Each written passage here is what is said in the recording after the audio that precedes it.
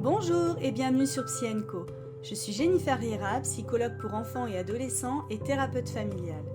Je travaille dans un cabinet en Haute-Savoie et au sein de plusieurs associations.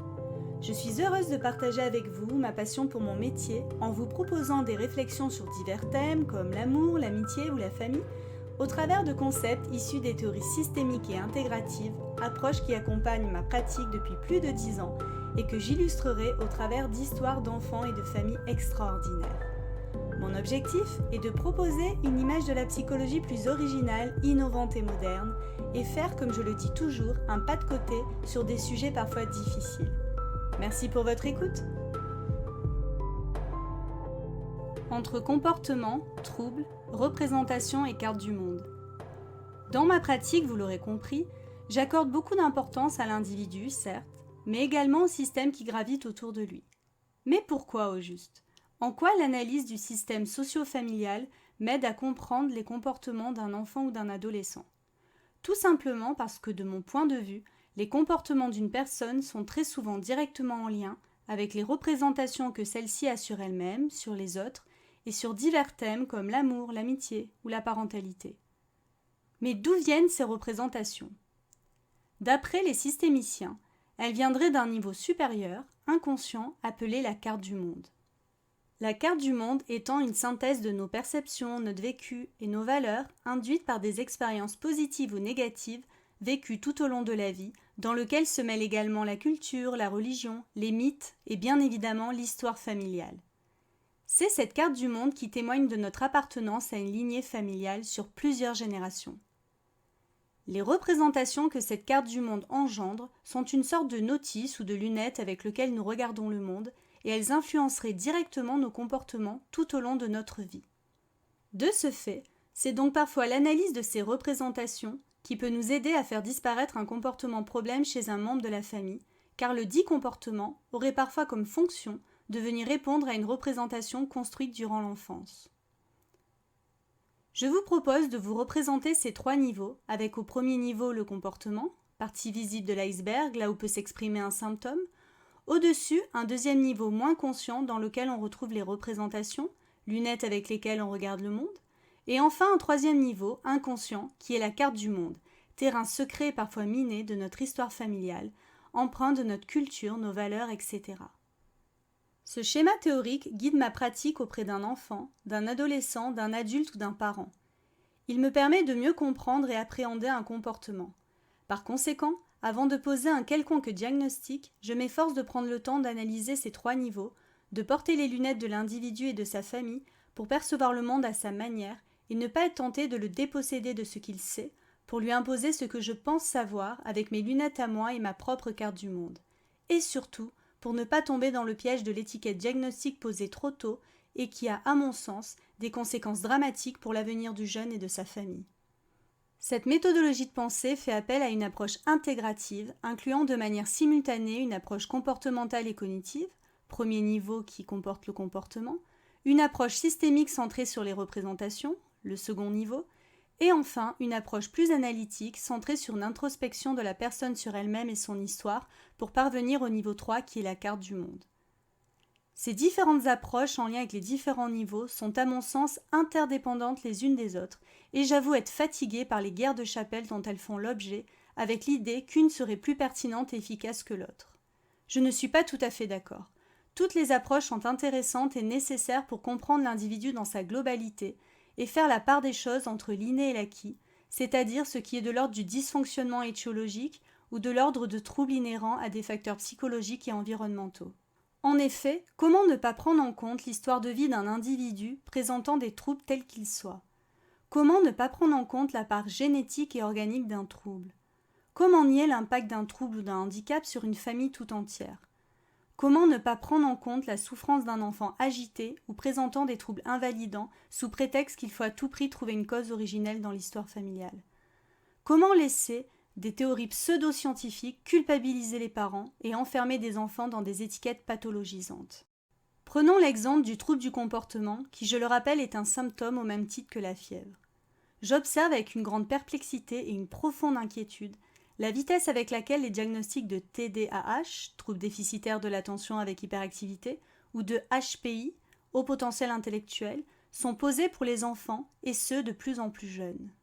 Le TDAH est un trouble du neurodéveloppement dont les symptômes peuvent aisément correspondre à d'autres difficultés, à celles par exemple d'un enfant qui, par un manque de cadre sécurisant suite à une souffrance familiale, peut présenter une agitation motrice et psychique importante, des difficultés à maintenir son attention et une dysrégulation émotionnelle.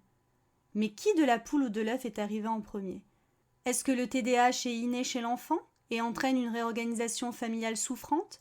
Ou est-ce l'organisation souffrante du système familial qui crée des symptômes faisant penser à un TDAH ?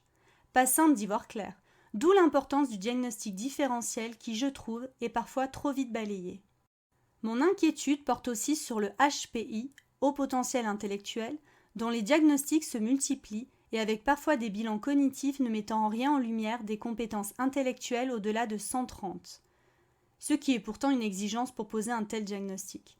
Mais en s'appuyant sur les aspects qualitatifs et des difficultés de l'enfant répondant à une pseudo-liste de symptômes sans valeur scientifique, les diagnostics sont tout de même posés. Au risque d'être provocatrice, je me demande si nous n'assistons pas là à un business florissant autour de l'intelligence et des méthodes éducatives proposées par des pseudo-spécialistes face aux difficultés comportementales de l'enfant. Il semble aujourd'hui plus facile de dire que son enfant présente un trouble avéré, et encore mieux de dire qu'il est plus intelligent que la moyenne, que de venir travailler sur une difficulté au sein de la famille, voire du couple, en lien avec des représentations familiales et une appartenance troublée. Cela peut être également moins culpabilisant pour certains parents, et je peux largement le concevoir, d'autant plus que par-dessus le marché, les injonctions à une parentalité bienveillante et positive les culpabilisent déjà bien assez. Je ferai d'ailleurs un épisode à ce sujet, et je vous renvoie à l'excellent podcast de Caroline Goldman, psychologue, sur la critique de l'éducation positive et bienveillante. Attention, loin de moi l'idée de dire que les troubles tels que le TDAH et le HPI n'existent pas. Ils existent, je ne le nie pas. Je reçois de nombreux enfants et adolescents qui en souffrent. Mais ce que j'avance, c'est qu'il me paraît imprudent de poser des diagnostics trop rapidement sans avoir regardé ce qu'il se passe autour de l'enfant qui en est l'objet. Je reçois dans mon cabinet et dans les institutions dans lesquelles je travaille des jeunes présentant des difficultés de comportement qui s'expriment la plupart du temps par une forte agitation motrice, un refus de l'autorité, une difficulté à gérer la frustration, une difficulté à gérer les émotions, avec une intelligence préservée, voire parfois assez surdéveloppée. Une grande majorité de ces enfants ont un diagnostic de TDAH ou HPI, où les parents et les professionnels se questionnent sur le sujet. Parfois, le diagnostic ne fait aucun doute. Néanmoins, j'assiste avec impuissance à une pathologisation de certains jeunes aux histoires de vie chaotiques ou issus de familles en grande souffrance, dont l'étiquette de TDAH ou HPI vient empêcher tout travail familial, car le problème c'est le jeune et non le système familial. Cela laisse les familles et le jeune dans un grand désarroi, car les méthodes traditionnelles rééducatives et comportementales ne fonctionnent pas. La famille ou un tiers nous demande à nous, professionnels, de réparer leur enfant. Comment ne pas prendre en compte les systèmes familiaux souffrants de ces jeunes et se cantonner à rester au niveau 1, c'est-à-dire à traiter le symptôme, le comportement problème, et de tenter de le réparer comme on réparerait une voiture en panne. Les parents démunis attendent de nous que nous rééduquions leur enfant pour diminuer la souffrance de celui-ci et surtout diminuer leur souffrance, notamment leur immense culpabilité, amplifiée par ailleurs par les retours négatifs de l'école et parfois de la famille élargie. Et si c'est cette culpabilité qui générait des difficultés chez l'enfant ? Si d'autres difficultés au sein de la famille pouvaient expliquer le comportement de l'enfant ? Un autre angle de vue me paraît possible quand les accompagnements classiques ne fonctionnent pas et que les difficultés de l'enfant s'installent avec un fort risque de chronicisation, c'est-à-dire le risque que l'enfant intériorise ses troubles du comportement comme faisant partie de sa personne et que les parents continuent à s'enfermer dans leur culpabilité et l'épuisement et développent une représentation d'eux-mêmes comme étant des mauvais parents. Dans ce contexte, pour reprendre la métaphore de la fièvre, cela reviendrait à donner un Doliprane à une personne fiévreuse et ajouter d'autres traitements car celui-ci ne ferait pas effet et les symptômes risqueraient de s'aggraver car nous ne prenons pas le problème dans le bon sens. En effet, certains jeunes se retrouvent avec une addition effrayante de prise en charge. Psychologues, orthophonistes, ergothérapeutes, psychomotriciens, psychopraticiens en tout genre pour tenter de calmer une agitation motrice et psychique importante. et on se retrouve alors à faire, comme le dit Jean-Jacques Guillarmet, professeur émérite en psychopathologie, un peu plus de ce qui ne marche pas, plongeant encore plus le jeune et sa famille dans une souffrance extrême. On cherche désespérément à traiter les conséquences du trouble plutôt que s'intéresser à la fonction des symptômes qu'il engendre. À quoi servent-ils ?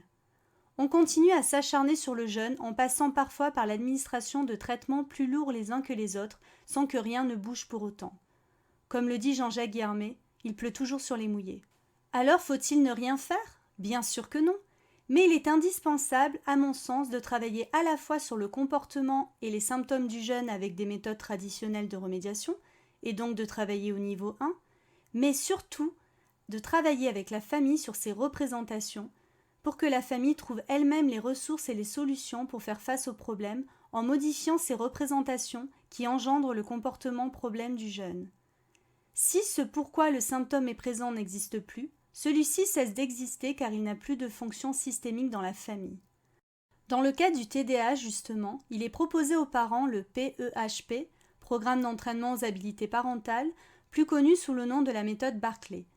Cette méthode a fait ses preuves dans le cadre strict du TDAH et du TOP, trouble oppositionnel avec provocation, et je ne la dénigre absolument pas. Bien au contraire, je m'en sers très souvent dans ma pratique, car ce qu'elle propose reprend les bases d'une éducation limitante et l'analyse fonctionnelle des comportements proposés aux parents peut être un outil précieux pour aller travailler sur leur représentation. Néanmoins, quand il s'agit d'un enfant qui a été à mon sens diagnostiqué à tort TDAH et dont le trouble a une fonction dans la famille, j'observe avec étonnement que ce programme ne marche pas du tout, ou disons que les résultats positifs ne sont pas pérennes dans le temps. Mais pourquoi ? Parce que nous avons répondu seulement au niveau 1. Nous avons traité les symptômes et le comportement avec des méthodes éducatives telles que les tableaux de comportement ou le renforcement positif par exemple.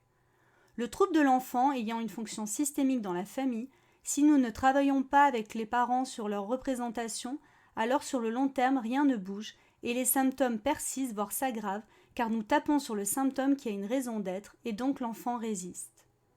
Souvent, les difficultés de l'enfant ont comme fonction de répondre aux représentations que le parent se fait de lui-même comme étant incompétent, incapable. Et très souvent, quand on creuse un peu, ces parents-là ont vécu des expériences de vie répétées dans lesquelles on leur a dit ou fait comprendre qu'ils étaient nuls et incapables, jamais à la hauteur, avec une éducation soit trop rigide, soit trop permissive, qu'ils ne veulent surtout pas reproduire avec leurs propres enfants. Leurs perceptions d'eux-mêmes en ont été fortement impactées. Les difficultés de leur enfant ayant pour conséquence de les enfoncer un peu plus dans ces représentations néfastes d'eux-mêmes, et les émotions telles que la culpabilité, la tristesse et la colère jaillissent de plus belle et enferment l'enfant et ses parents dans un cercle vicieux terrible, la boucle est bouclée. Le problème devient le problème et ensuite c'est la relation que la famille entretient avec le problème qui devient le problème, comme le note Michael White, thérapeute narratif. Qui n'a jamais vu un enfant étiqueté de pénible à l'école faire des bêtises pour répondre à la représentation que les adultes ont de lui et qu'il finit par avoir de lui-même ? Qui n'a jamais vu ses parents qui se cachent au moment de venir chercher leurs enfants à l'école par peur d'être encore reçus une énième fois par l'enseignante pour s'entendre dire que le comportement de l'enfant ne va pas ? Notre enjeu en tant que professionnel est à mon sens de bien cibler l'origine d'un trouble et d'aider les parents à développer leurs ressources parentales plutôt que de chercher à combler les manques de l'enfant. Il s'agit alors de faire prendre conscience aux parents de leurs représentations limitantes et négatives d'eux-mêmes afin de les modifier à partir d'expériences positives dans leur parentalité et de mettre en place de nouveaux comportements plus en lien avec leurs aspirations profondes et leurs valeurs. Cela influencera positivement le comportement déviant de l'enfant qui n'aura plus de raison d'exister. Dans certaines familles, les expériences parentales et individuelles positives sont souvent noyées sous le poids de la culpabilité, du sentiment d'incompétence, de l'épuisement parental, voire de la dépression. Ce travail auprès des parents peut prendre du temps, mais ce temps est précieux s'il peut éviter à l'enfant de porter une fausse étiquette pathologique toute sa vie et éviter aux parents de rester avec leurs représentations négatives d'eux-mêmes. Notre rôle ne serait-il pas de leur faire faire à eux aussi un pas de côté et de percevoir autrement les difficultés de leur enfant, avec comme adage le passé pour comprendre, le présent pour agir et le futur pour promouvoir.